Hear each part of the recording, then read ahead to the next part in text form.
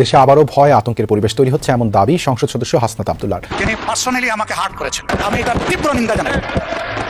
আমার আইডেন্টিটি নিয়ে প্রশ্ন করা হয়েছে, এটা গুরুতর অপরাধ করেছেন। বিরোধী দলের নেতা বলেছেন উনি মুক্তিযোদ্ধা পরিবারের লোক এবং উনি শহীদ পরিবারের লোক। মুক্তিযোদ্ধা পরিবারের লোক কেউ জামাত করতে পারে না।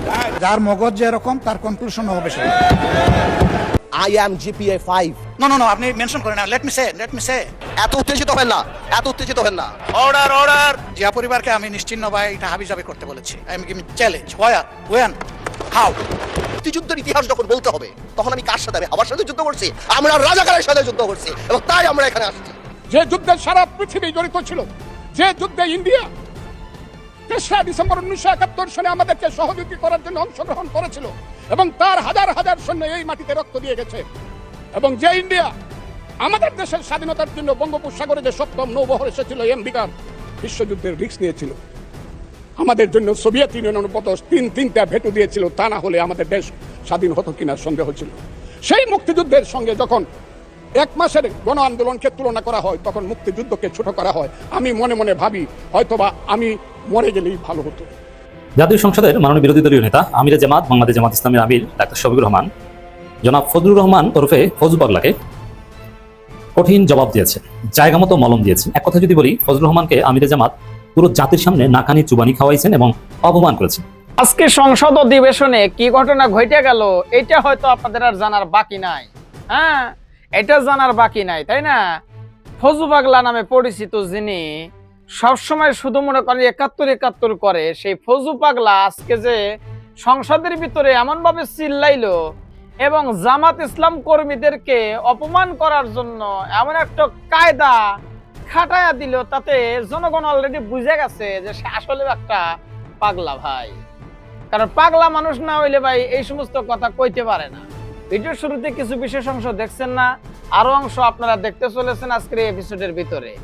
অলরেডি তার এপিসোড গুলো দেখলে, তার কথাগুলো শুনলে আপনারা বুঝে যাবেন যে আসলে ও বেচারাটার মাথার মধ্যে একটু না ভাই অনেকগুলোই সমস্যা আছে। আর তার যদি সেরা থাকে তাহলে একটা তার না, মোটামুটি কয়েকটা তার সেরা আছে, যার কারণে এই বেচারা টুপিওয়ালাদের দেখলেই মনে করেন যে তার খাউজানি চুলকানি এই পরিমাণে বাইরে যায়। স্পিকার মনে করেন যে বারে বারে থামানোর চেষ্টা করে কিন্তু সে থামবেই না।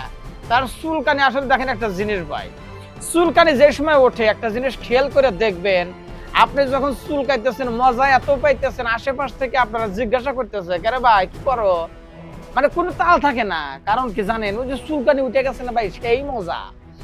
তো টুপিওয়ালাদের নিয়ে জামাত ইসলামকে নিয়ে মনে করেন যে ফজলু পাগলা সাহেবের এতই চুলকানি, যখন চুলকানো শুরু করে জামাত ইসলাম টুপিওয়ালাদের বিরুদ্ধে যখন কথা বলা শুরু করে না, তখন স্পিকার কে ভাই, ওই যে ডোনাল্ড ট্রাম্প সেও যদি মনে করেন মাথায় বোম ফালায়, ইরান থেকে যদি বোম ফালায়, তাও মনে করেন যে চুপ থাকবে না, কথা বলতেই থাকবে। কারণ টুপিওয়ালাদের দেখলে মনে করেন যে সেই লেভেলের চুলকানি শুরু হয়। আচ্ছা, এবার ওটা থাক। আরেকটা বিষয় আজকে সংসদে ঘটছে যে কিছুক্ষণ পূর্বে দেখলাম সোশ্যাল মিডিয়া ভাই তোলপাড় সৃষ্টি হয়েছে। কমেন্ট বক্স চেক করলাম, সবাই বলতেছে বেচারাটা মেলা শিক্ষিত মানুষ, অনেক ভালো মনে করছেন, এখন আবার জোকার হয়ে গেছে। এই কথাটা আবার কাকে বলতেছে? সংসদ সদস্য আন্দালিবুর রহমান পার্থকে। দর্শক, এটা আমার কথা নয়, এটা কিন্তু সোশ্যাল মিডিয়ায় সবাই তাকে একটা নাম দিয়েছে, যেটা আমি ভিডিওর কমেন্ট বক্স চেক করে দেখলাম। তো যাই হোক দর্শক, এই যাবতীয় বিষয়গুলো নিয়ে কিন্তু আজকের এই ভিডিওটি সাজানো। আশা করি ভিডিওর শুরুতে দেখে বুঝতে পেরেছেন, সংসদ মানেই হলো ভাই মনে করেন তর্ক বিতর্কের জায়গা। এক দল আর এক দলকে মনে করেন যে মানে অপমান করে হোয়া ফেলাইবে, আর এক দল তল থেকে উঠে ওয়ারে আবার ঠেসে ধরে হোয়া ফেলাইবে। এইটা কিন্তু ভাই সংসদ, তাই না? সংসদ ভালোই জমে গেছে। মনে করেন যে ফজলু পাগলা সাহেবও ইচ্ছা করছিল যে আচ্ছা তোরে বাস দেবো জামাত ইসলামকে, কিন্তু উল্টা বাস খায়া গেছে। আবার আন্দালিবুর রহমান পার্থ জামাত ইসলামকে এক হাত দেওয়ার চেষ্টা করছে, কিন্তু আসলে এক হাত দিল নাকি নিজে এক হাত খাইলো, পুরো ভিডিওটি দেখুন, সেটা বুঝতে পারবেন। তো চলুন আর কথা না বাড়াই, তাইলে একটা লাইক দিয়ে মূল ভিডিওতে চলে যাই। আরেকটা রিজন বোঝা দরকার যে মাননীয় প্রধানমন্ত্রী তারেক রহমান সাহেব বাংলাদেশের ইতিহাসের সবচেয়ে খারাপ সময় বাংলাদেশের দায়িত্ব নিয়েছেন। বাংলাদেশের প্রধানমন্ত্রী তারেক রহমান সাহেব যখন গণতন্ত্র ক্ষতবিক্ষত, তখন বাংলাদেশের দায়িত্ব নিয়েছে যখন the whole country system is completely corrupted. এখন প্রশ্ন হলো, আমরা চাই যাতে আমরা এটা ঠিক করি, বাট এই ঠিক করার জন্য সবচেয়ে বড় ভূমিকা আমাদের, আর when I say আমাদের, উই ইনক্লুড বিরোধী দল।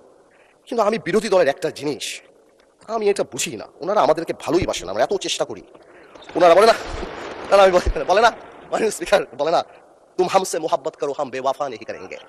না মানে বলে উর্দুতে বললাম যাতে বুঝতে অসুবিধা হয়। উর্দু বই দেখছি একটা, আমি একটা উর্দু বই দেখছি, ওই যে পিছিয়ে উর্দু বই একটা, এটা একটু বল আর আপনাদের সাথে কমিউনিকেট করতে, এনিওয়েজ আমি আপনাকে কল করি, will talk about it later. আচ্ছা, এখানে বসে স্পেশালি আমাদের বিরোধী নেতা শফিকুর রহমান সাহেব এত সুন্দর কথা বলে, অর্ধেক তো একদিকে ফ্যানই হয়ে গেছে ওনার কথার। উনি এত সুন্দর করে বলেন, আসুন না, কেন না আমরা এটা করতে পারি না, কেন না আমরা এটা করতে পারি না। মানে স্পিকার, বিএনপি ফ্যাসিবাদীর রাস্তা ধরে হাঁটা শুরু করছে শফিকুর রহমান। বিড়ালের মতো বাঁচতে চাই না, সিংহের মতো বাঁচতে চাই। মানুষ আশরাফুল মাখলুকাত আল্লাহ বানাইছে, আমরা সিংহ বিড়াল হয়ে যাচ্ছি। সংস্কার পিছিয়ে গেল, অভ্যুত্থানের প্রস্তুতি হবে। জিয়া পরিবার থেকে মানুষকে মুক্ত করার ঘোষণা। 16 বছর জিয়া পরিবারের থেকে মুক্ত করতে শেখ হাসিনা হেলিকপ্টার দিয়ে পালিয়েছে, সাতটায় পালাবে। স্পিকার বলে কি, জিয়া পরিবার মানে বাংলাদেশের গণতন্ত্র, জিয়া পরিবার মানে বাংলাদেশের স্বাধীনতার ধারক বাহক, জিয়া পরিবার মানে বাংলাদেশের স্বাধীনতার ধারক বাহক। এখন জিয়া পরিবার মানে গণতন্ত্রের এখন কেন্দ্রবিন্দু, জিয়া পরিবারে আগামী আল্লাহ। আওয়ামী লীগ সরাতে 17 বছর লেগে, 16 বছর, আপনাদের সরাতে 16 দিন লাগবে না। এইসব কথা বলার পরও যেই আমরা একটাটাকে যাই, আসুন আমরা সবাই এক হয়ে যাই, এই ডাবল স্ট্যান্ডার্ড করে লাভ হবে না। আমি বিরোধী দলের নেতাকে সম্মানের সাথে বলতে চাই, আপনি আপনার ঐক্য, আপনার দলে ক্লাস নেন। আপনি বুঝান that he who comes in equity must come with clean hands। আপনি একবার এক কথা বলবেন রাজপথে, গণঅভ্যুত্থান ডাক দিবেন। এই যে নাহিদ ভাই কই আজকে হ্যাপি বার্থডে বললাম, সে দেখি আগে গুলি নাকি আগে খাবে। কে মারবে ভাই তোমার? কেন মারবো? আমরা একসাথে যুদ্ধ করেছি আমরা 2 বছর আগে। why would we do that? এই যে মাইন্ডসেট, এই মাইন্ডসেট দিয়ে আমরা কোনোদিনও কাঙ্ক্ষিত জায়গায় পৌঁছাতে পারবো না। একটু আগে আমাদের মাননীয় আমার তো ভয় লাগে ওনারে, একটু আগে আমাদের স্বরাষ্ট্রমন্ত্রী সাহেব উনি বলে গেল জাতি বিভক্ত করা যাবে না। জাতি বিভক্ত না করলে মুক্তিযুদ্ধের ইতিহাস কিভাবে শিখাবো? হাওয়ার সাথে যুদ্ধ করছে, মুক্তি দেয়নি। জাতি বিভক্ত করা যাবে না, বাংলাদেশকে হিন্দু মুসলমানে ভাগ করা যাবে না, আমেরিকার সাথে ভাগ করা যাবে না। তো মুক্তিযুদ্ধের ইতিহাস যখন বলতে হবে, তখন আমি কার সাথে? আমি হাওয়ার সাথে যুদ্ধ করছি, আমরা রাজাকারের সাথে যুদ্ধ করছি, এবং তাই আমরা এখানে আসছি। আল্লাহ, আজকে তো শেষ। এইবার বলতে চাই, এটা অনেক কথা তো বললাম, আমি মনে করি এখন আমরা এটাকে চেঞ্জ করবো কিভাবে। How Time is extended for another 8 minutes for you.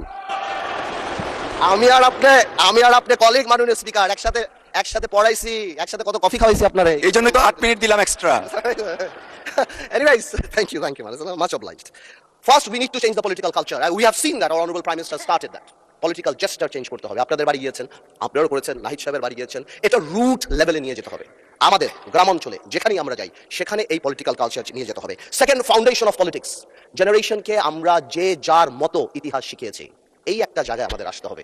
আমাদের সরোয়ার্দী সাহেব থেকে আরম্ভ করে, ভাসানী সাহেব থেকে আরম্ভ করে, শেরেবাংলা ফুলজক সাহেব থেকে আরম্ভ করে, বীর শ্রেষ্ঠ, যেটা আমরা অলরেডি দেখতে পাচ্ছি, and thanks to the prime minister, because আমরা সব জায়গায় দেখতে পাচ্ছি, এই রেকগনিশনগুলি জেনুইনলি সামনের দিকে নিয়ে যেতে হবে। আনফরচুনেটলি আজকে আমরা আমাদের ইয়াং জেনারেশন, আপনি জিজ্ঞেস করেন কয়জন 7টা বীরশ্রেষ্ঠ নাম জানে, অথচ অনেক আনইম্পর্টেন্ট লোকদের নাম জানে, অনেক আনইম্পর্টেন্ট সেলিব্রিটিদের নাম জানে। তাদেরকে রিয়েলাইজ করতে হবে এই সব লোকেরা সেলিব্রিটি না, দেশের জন্য তারা জীবন দিয়েছে, they are the true celebrity of the country. এবং ফাউন্ডেশন অফ পলিটিক্স মানে যখন আমরা 71 নিয়ে কথা বলবো, এটা তো খুব ইম্পর্টেন্ট, যেটা আমি কারেক্টলি বললাম যে 71-এর ইতিহাস যেমন জানতে হবে, এবং 71-কে জেনারেলাইজ করা যাবে না। Of course we respect 1947, of course we respect 1952, but 1971 is different. 52 আমাদের অর্জন, 71 আমাদের অর্জন, আমাদের আবেগ, আমাদের গৌরব, আমাদের অস্তিত্ব। এটার সাথে কারোই করা যাবে না। I am sorry to say, 71 যখনই আসবে তখন আমার ভাইদের সেই সময়কার ভূমিকার কথা আসবে। Unfortunately they have to live with this stigma rest of the life. এটাকে আপনি সরাতে পারবেন না। এটা মনে আছে আমার, বেসি হারপ নামে কি একজন ছিল আপনার, উনি 1936-এ মনে হয় চার্চিলকে বলেছিল, চার্চিল একটু ড্রাঙ্ক ছিল আর কি, বলেছিল ইউ আর ড্রাঙ্ক পার্লামেন্টে। চার্চিল ঘুরে বলেছিল I am drunk, tomorrow I can be sober, but you are ugly and you shall remain ugly. তো আমরা মাঝে মাঝে একটা লাইন ক্রস করি, কালকে হয়তো ভালো হয়ে যাব, কিন্তু আপনারা যা ছিলেন তা থাকবেন, তাই থাকবেন। এটা বাস্তব, এটাকে মেনে নেওয়াই ভালো। 47, 52 আর 71 এক না, প্রত্যেকটারই বিউটি আলাদা। মাননীয় বিরোধী দলীয় নেতা, পড়ছি মুসিবতে মাননীয় স্পিকার, সবাই আমাকে খুব ভালোবাসে, তো এই জন্য আমাকে নিয়ে কসলায় সবাই। আলহামদুলিল্লাহ, আমাদের ব্যারিস্টার পার্থ সাহেব, আমি শুনেছি উনি খুব ভালো ডিবেট করতেন, উনি প্রচুর ম্যাটেরিয়ালস নিয়ে এসেছেন। তো কিছু উনি সঠিক চালান দিয়েছেন, আবার কিছু একটু বেঠিক চালান দিয়েছেন। আগের দিনও এরকম একটু বক্তব্য পরে আমি পার্সোনালি ওনার দৃষ্টি আকর্ষণ করেছিলাম। উনি কার নামে কোট করেছেন আমি ঠিক বুঝতে পারিনি, কিন্তু ফাইলটা শুরু করেছেন আমার নামে। উনি বলেছেন যে আমি জিয়া পরিবারকে, মানে নো আপনি মেনশন করেন না, লেট মি সে যে জিয়া পরিবারকে আমি নিশ্চিহ্ন বা এটা হাবিজাবি করতে বলেছি। I am giving challenge, where, when, how, you have to clarify. আমি এই ধরনের র্যাকলেস কথা কারণ আমি বলি না, এমনকি শেখ হাসিনার পরিবারের নামে আমি বলি না। যে দুষ করবে তার সাথে যাবে বিষয়টা, অন্য কেউ বললে সেটা আমার নামে চালান হবে না। আমি ওনাকে অনুরোধ করব, বক্তব্যের মাধুর্য ছড়াইতে গিয়ে আমার উপরে যেন ভবিষ্যতে আর মেহরবানি করে এই ধরনের দয়া উনি না করেন। আমাকে এত ভালোবেসে সবকিছু আমার নামে চালান দিলে আমি বুঝাবুঝে বহন করতেও পারক। কথা তো হয়ে গেছে। এক মিনিট। এটা আমি বলছি, এই যে আমার হাতে ডকুমেন্ট আছে, জিয়া পরিবার থেকে মানুষকে মুক্ত করার এনসিপির এক নেতা বলেছেন। আমি তো ওনার দাঁড়ান, এত উত্তেজিত হবেন না, এত উত্তেজিত হবেন না। মাননীয় স্পিকার, আমি বলছি এখনো মাননীয় সদস্যবৃন্দ, নিজেই বলছি, মাননীয় আমি সদস্যবৃন্দ, বলছি যেটা তার কথা, আমি ওনার কথা বলি না। Mister Andalib Rahman, honourable members, আপনারা বসেন দয়া করে। কথা বলি নাই, নো, ওনার ঐক্যের কথা বলেছি, কথা বলি নাই। Order. Honorable members on my left side. Honorable member on my left side, please take your seat. Honorable members on my left side, please take your seat. Everyone please take your seat. Honorable বিরোধী দলের নেতা, আপনি বসুন দয়া করে, আপনি বসুন please, দয়া করে বসুন। আপনি একটু বসবেন, তারপরে of course we need your help, but আপনাকে এখন একটু বসতে হবে, আমি কিছু কথা বলবো প্লিজ। মিস্টার আবিদিন, প্লিজ আপনি বসেন। মাননীয় সদস্য, আপনি বসেন। লিডার অফ দ্য হাউস আছেন, honourable leader of the house as well as opposition leader. একজন মাননীয় সদস্য বক্তব্য রাখছেন, you may like it or dislike it, but you have no rights to oppose him standing way. একটু আগে, বিরতির আগে আমাদের মাননীয় স্পিকার বলে গেছেন যে প্রত্যেকের ফ্রিডম আছে, you have every rights to speak with the permission of the speaker, but you have no rights whatsoever to attack each other the way you did it. It is very much unfortunate. জাতি 24-এর মহান গণ অভ্যুত্থানের কথা আমরা বারবার বলি, চেতনার কথা বলি, এই চেতনা তো জাতি দেখতে চায় না। প্লিজ মাননীয় সদস্য, আপনি আপনার বক্তব্য 1 মিনিটের মধ্যে শেষ করবেন, তারপর বিরোধী দলের নেতা কি বলতে চাচ্ছেন আমরা সেটা শুনবো প্লিজ। স্পিকার, আপনাকে ধন্যবাদ। স্পিকার, আমি হয়তো আমরা তো এখানে 1 বছরের জন্য আসি নাই, অনেক সময়ের জন্য আসছি, আমরা একসাথে রাজনীতি করি। আমি হয়তো ওনার নাম দিয়ে বিরোধী দলের নেতা, যেহেতু ওনাকে লাইবিলিটি, যেহেতু উনি 11 দলের নেতা, ওনার নাম বলেই আমি স্টার্ট করেছি। এবার এই ক্লিপগুলিতে আরও অন্যান্য কথা আছে, তো এই জন্য আমি এক্সপ্লেন করি নাই। কোনো মিসআন্ডারস্ট্যান্ডিং থাকলে আই হ্যাভ নো প্রবলেম, কিন্তু আমার ওনাকে অ্যাকিউজ করে যেটা না, বিকজ আমি তো ডকুমেন্ট নিয়ে কথা বলছি, there is been a misunderstanding, and এটা খুব সিম্পল ব্যাপার, এর বাইরে আর কিছুই না। আমার ওনাকে এখানে অ্যাকিউজ করার, আজকে ডিজিটালাইজেশনের সময় এটা সম্ভব না। আমি যদি মিথ্যা কিছু বলি তাহলে এটা নর্মালি বের হয়ে যাবে, আর আমার এখানে অনেক কিছু বলার আছে যেটা আমি আগামীতে বলবো। আজকের অ্যাটিটিউড দেখার পরে আমার মিথ্যা বলার দরকার নাই, জামাত ইসলামীকে নিয়ে সারা দিন বলতে পারবো ইনশাআল্লাহ। আপনি খালি সময় দেন সামনে। ধন্যবাদ মাননীয় সদস্য। মাননীয় বিরোধী দলের নেতা। মাননীয় স্পিকার, আপনাকে ধন্যবাদ। না, আমি বেশি কিছু বলার জন্য দাঁড়াইনি, আমি শুধু এটা বলেছি যে এই ফ্লোরে দাঁড়িয়ে যখন কোনো ডকুমেন্ট হাতে নিয়ে আমরা কোনো রেফারেন্স দেব, that should be clear and appropriate. তাইলে তো আর কোনো সমস্যা হয় না, তখন তার কারো চ্যালেঞ্জ করার থাকলে সে করবে, আর অ্যাডমিট করার হলে তাও করবে, অসুবিধা নেই। কিন্তু যদি কনফিউজিং ওয়েতে আমরা এটা সামনে প্রেজেন্ট করি তাহলে তো প্রবলেম ক্রিয়েট হবে। আমি ওনাকে এবং সবাইকে, আমাকে সহ সবাইকে অনুরোধ করব, ডকুমেন্টেড কোনো কিছু এখানে যদি কেউ রেফারেন্স দিয়ে এক্সপ্রেস করেন, that should be very specified. Thank you মাননীয়। থ্যাংক ইউ মাননীয় বিরোধী দলীয় নেতা। এটা আমরা আগেও বলেছি, মাননীয় একজন সদস্য একবার একটা স্টেটমেন্ট দিয়েছেন একজন মানুষের মৃত্যু নিয়ে, আমরা আগেও বলেছি, এখনো আবার বলছি, আমরা মহান জাতীয় সংসদের সামনে যখন যে বক্তব্য উপস্থাপন করব, জেনে বুঝে শুনে আমরা করব। সকল জাতীয় সংসদের মাননীয় বিরোধী দলীয় নেতা আমিরে জামাত বাংলাদেশ জামাত ইসলামের আমির ডাক্তার শফিকুর রহমান জনাব ফজলুর রহমান ওরফে ফজু পাগলাকে কঠিন জবাব দিয়েছে, জায়গা মতো মলম দিয়েছেন। এক কথা যদি বলি, ফজলুর রহমানকে আমিরে জামাত পুরো জাতির সামনে নাকানি চুবানি খাওয়াইছেন এবং অপমান করেছেন। ফজলুর রহমানকে এক প্রকার সংসদে জুতো পিটা করা হয়েছে। এমনকি বিএনপির অধিকাংশ নেতা ফজলুর রহমানের পক্ষে ছিল না। স্বরাষ্ট্রমন্ত্রী সালাউদ্দিন আহমেদ ফ্লোর নিয়ে যা বলেছেন সেটা আমিরে জামাতের পক্ষে গিয়েছে এবং ফজলুর রহমানের বিরুদ্ধে গিয়েছে। এমনকি স্পিকার পরিস্থিতি শান্ত করতে যা বলেছেন সেটাও আমিরে জামাতের পক্ষে গিয়েছে, ফজলুর রহমানের বিরুদ্ধে গিয়েছে। এমনকি যাচাই বাছাই করে ফজলুর রহমানের বক্তব্য এক্সপান্স করা হতে পারে। এক কথা যদি বলি, ফজু পাগলা, আমি একটু ক্লারিফিকেশন দিই, এই জনাব ফজলুর রহমানকে আমি ফজু পাগলা বলা বাদ দিয়েছিলাম। তার সাথে মাঝে মাঝে দেখা সাক্ষাৎ হয় সামনে পরে, আমি ভেবেছিলাম যে সালাম দিয়ে কথা বলবো, কিন্তু রুচিতে বাধে। দর্শক, এ যা শুরু করেছে সংসদের মতো একটা জায়গায় যে উদ্ভট কাণ্ড ঘটিয়েছে, যেভাবে আওয়ামী ফ্যাসিস্টের মতো আচরণ করছে, তাতে আবার জনগণ তাকে ফজু পাগলা বলবে। এবং আসলেই তার কথাবার্তা পাগলাটে টাইপের, মিনিমাম সভ্যতা ভব্যতা নেই তার কথাবার্তার মধ্যে, আছে বেপরোয়া ভাব। দর্শক, ব্যক্তিগত আক্রমণ ফজলুর রহমান করেছে। আইন, সংসদের কার্যপ্রণালী বিধি, সংসদীয় রীতিনীতি, এগুলোর প্রতি তার মিনিমাম শ্রদ্ধাবোধ নাই। তিনি নাকি সিনিয়র পার্লামেন্টারিয়ান, অথচ তার কথাবার্তা অসংসদীয়, মানে গ্রামের খ্যাতের মতো, এবং কথা বলতে গেলে মুখ দিয়ে তার স্যাপসিটি। এ কারণে আমি সচেতনভাবে তাকে এড়িয়ে চলার চেষ্টা করব। আমি জানি না যে তার পাশে যারা সিট পেয়েছেন তারা কিভাবে এটা টলারেট করেন। খুব বিরক্তিকর একটা পার্সন। তো পুরো জাতির সামনে একেবারে ক্যামেরার সামনে অপমানিত হয়েছেন, ভালো লাগছে না? দর্শক, ফজলুর রহমানের বক্তব্যে সংসদে তীব্র হট্টগোল বেঁধেছে। তিনি যে উল্টোপাল্টা বক্তব্য দিয়েছেন তাতে জামাতের লোকজন প্রতিবাদ করেছেন ইনস্ট্যান্ট, এবং প্রায় 30 মিনিট যাবতীয় হট্টগোল থেকেছে। বিএনপির লোকজন তেমন তার পক্ষে থাকে নাই, দুই একজন মাঝে মাঝে একটু টেবিল চাপিয়েছেন। দর্শক, এই ফজলুর রহমানের ভাষা কতটা জঘন্য এবং নিকৃষ্ট আমার দেশ রিপোর্ট করেছে এই শিরোনামে। এই আলবদর রাজাকারের বাচ্চারা এখনো ফজলুর রহমান বেঁচে আছে। জাতীয় সংসদে যেখানে সবাই নির্বাচিত জনপ্রতিনিধি, সেখানে আলবদর রাজাকারের বাচ্চারা কোন ৭১-এর পরবর্তীতে জন্মগ্রহণ করা এমপিদের উদ্দেশ্য করে এভাবে বলাটা, এটা কতটা থার্ড ক্লাস, অরুচিশীল এবং খ্যাতের মতো ভাষা আপনারা সহজেই বুঝতে পারছেন। দ্যাট মিনস ফজলুর রহমান একটা খ্যাত, একটা অশিক্ষিত লোক, তার মধ্যে কোনো স্মার্টনেস নাই, সিভিলাইজেশন নেই। তা জাতীয় সংসদের স্পিকার মেজর হাফিজউদ্দিন আহমেদ বীর বিক্রম নানানভাবে তাকে বুঝিয়েছেন, তাকে উদ্দেশ্য করে অনেক নসিহতমূলক কথা বলেছেন। কিন্তু এই পাগলার শরীরে আওয়ামী রক্ত, শেখ মুজিবের বীর যোবা রক্ত। এই পাগলা সঠিক কথা বলতে জানে না, এবং সঠিক কথা বলে কিনা সন্দেহ আছে। অতএব স্পিকার বুঝাক আর সালাউদ্দিন আহমেদ বুঝাক, এই পাগলা বুঝ নেবেন বলে মনে হচ্ছে না। তো দর্শক, তার পুরো বক্তব্য পুরোটাই অরুচিশীল, কুরুচিপূর্ণ। কিন্তু জাস্ট এই দু একটা লাইনের মাধ্যমে আপনারা বুঝতে পারেন যে আলবদরের বাচ্চারা ফজলুর রহমান এখনো বেঁচে আছে। অথচ এই ধরনের রাজনীতি বা এই ধরনের বিভাজনমূলক কথা, এটা বর্তমান খালেদা জিয়া, জিয়াউর রহমানের বিএনপির সাথে তো যাই না। এই ফজলুর রহমান তো আওয়ামী লীগ করেছেন, কাদের সিদ্দিকী দল করেছেন, 17 ঘাটের পানি খাওয়া, তারপরে এসে বিএনপিতে আশ্রয় নিয়েছেন। জিয়াউর রহমান খালেদা জিয়ার বিএনপির সাথে তো একদম তার আদর্শ কন্ট্রাডিক্টরি।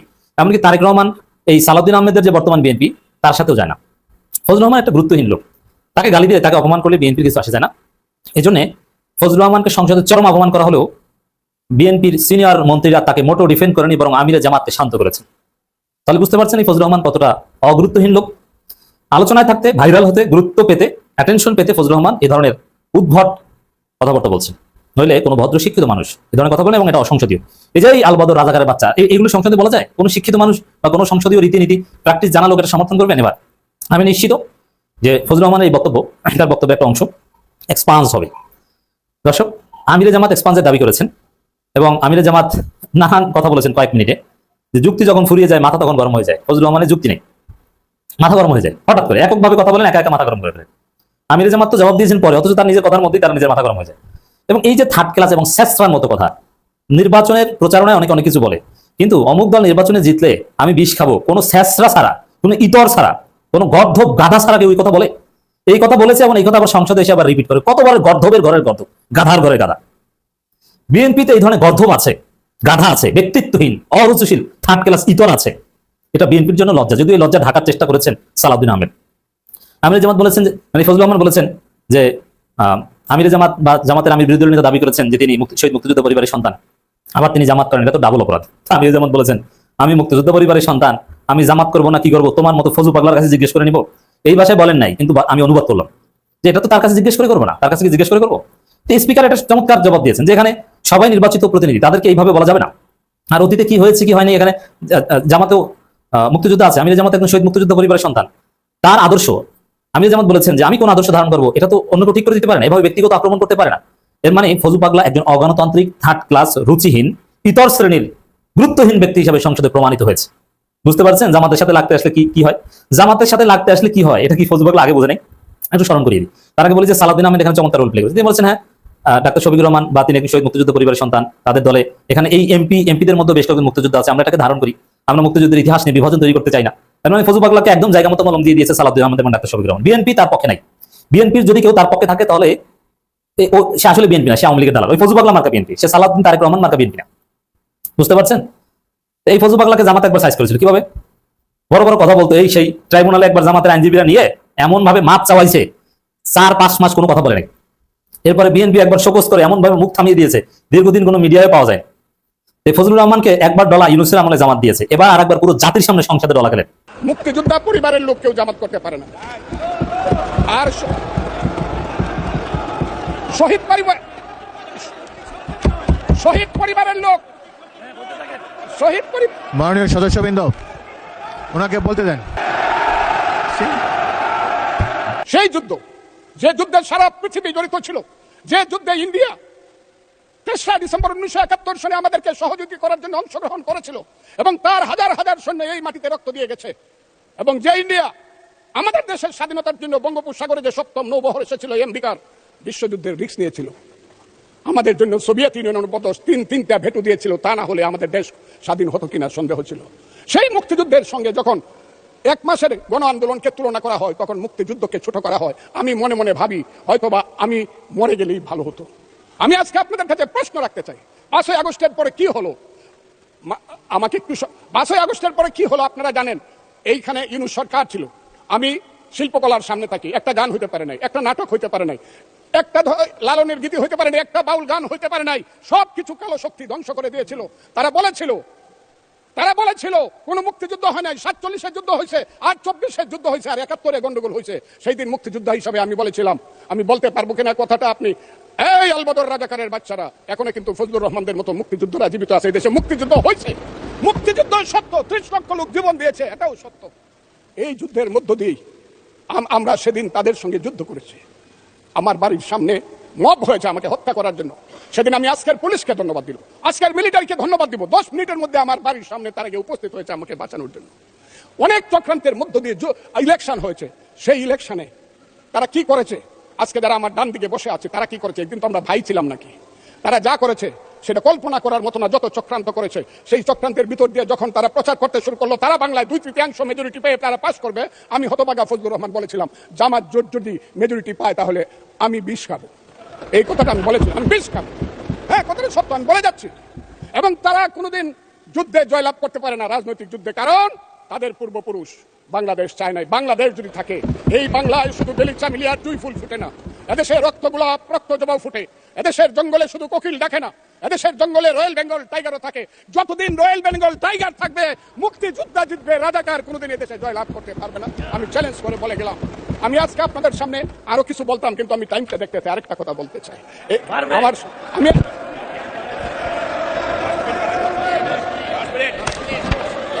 আমাকে 5 মিনিট সময় দেন, আমি শেষ করে ফেলবো। আমি আজকে আপনার সামনে শুধু বলতে এসেছি, মাননীয় সদস্য, আরো 3 মিনিট দেওয়া হলো আপনাকে। আমি বলতে এসেছি, হ্যাঁ, আমার বক্তব্যের পরে বলবে আমরা কি মুক্তিযুদ্ধ করি নাই। যেমন বিরোধী দলের নেতা বলেন, ওনাকে আমি অসম্মান করি না, সবসময় মাননীয় বলে কথা বলি, কিন্তু ওনার দলের লোকজন এখানে বসে আছে, তারা আমাকে ফজা পাগলা বলে কথা বলে। উনি একদিনই তারা নাকি সভ্য, তারা নাকি ইসলাম। এবং উনি যে বলতেছে, ওদিন বললো যে আমার দাড়ি পাকা, আমার চোখের সমস্ত পাকা। উনি আমার চেয়ে 10 বছরের ছোট, আমার বয়স 78 বছর, আমি 48 সনে জন্মগ্রহণ করেছি, উনি 58 সনে জন্মগ্রহণ করেছে। মাননীয় সদস্য, আমি ওনাকে, আপনাকে কেউ এই ধরনের উক্তি করেছে আপনার সম্বন্ধে? এরকম তো সংসদে কেউ বলে নাই তো এরকম। করেছে। আপনি কেন নিজের করেছে? আচ্ছা, এখানে উপস্থিত আমি আজকে আপনাকে বলতে চাই, বলতে থাকেন। আচ্ছা, আমি যে কথাটা বলতে চাইছিলাম, বিরোধী দলের নেতা বলেছেন উনি মুক্তিযোদ্ধা পরিবারের লোক এবং উনি শহীদ পরিবারের লোক এবং উনি জামাত ইসলাম করেন। এটা ডাবল অপরাধ। মুক্তিযোদ্ধা পরিবারের লোক কেউ জামাত করতে পারে না। আর শহীদ পরিবারের লোক, মাননীয় সদস্যবৃন্দ, ওনাকে বলতে দেন। মাননীয় সদস্যবৃন্দ, অর্ডার। আপনারা শৃঙ্খলা রক্ষা করুন। মাননীয় সদস্যবৃন্দ, সংসদে শৃঙ্খলা রক্ষা করুন। মাননীয় সদস্য ফজলুর রহমান, আপনি শেষ করুন, বক্তব্য শেষ করুন। আমি আবারও বলে রাখলাম, শহীদ পরিবারের লোক তো জামাত করতেই পারে না, আর জামাত করলে ডাবল অপরাধ করতেছে। 2, তাহলে আমি আপনাদেরকে বলি, মাননীয় সদস্যবৃন্দ, আমি 1 সেকেন্ড, মাননীয় সদস্য ফজলুর রহমান, বসুন। আমি আপনাদেরকে মাননীয় সদস্যবৃন্দ, বসুন। সংসদে শৃঙ্খলা রক্ষা করুন। ওনার গলা, আমি কিন্তু ওনাদেরকে খারাপ কিছু বলি নাই, বসেন। মাননীয় সদস্য ফজলুর রহমান, আপনি একটু অপেক্ষা করুন। মাননীয় সদস্যবৃন্দ, প্লিজ সিট ডাউন। আমি বলছি, এই যে দেখেন, তারা বসেন।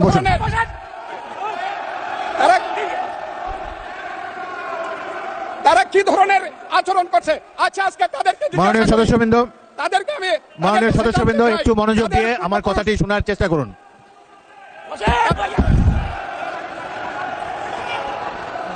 মাননীয় সদস্যবৃন্দ গাজী নজরুল ইসলাম বসুন। দর্শক, আশা করি পুরো ভিডিওটাই আপনারা মনোযোগ সহকারে দেখছেন এবং মনোযোগ সহকারে প্রত্যেকটা বিশ্লেষকদের বিশ্লেষণগুলো শুনছেন, তাই না? দেখার পরে, শোনার পরে কি জানলেন, বুঝলেন? এবার আপনাদের মূল্যবান মতামতটা আমাদের ভিডিওর কমেন্ট বক্সে জানায়া দেন। আর হ্যাঁ, পারলে ভিডিওটা শেয়ার করে সবারই দেখার সুযোগ করে দেন।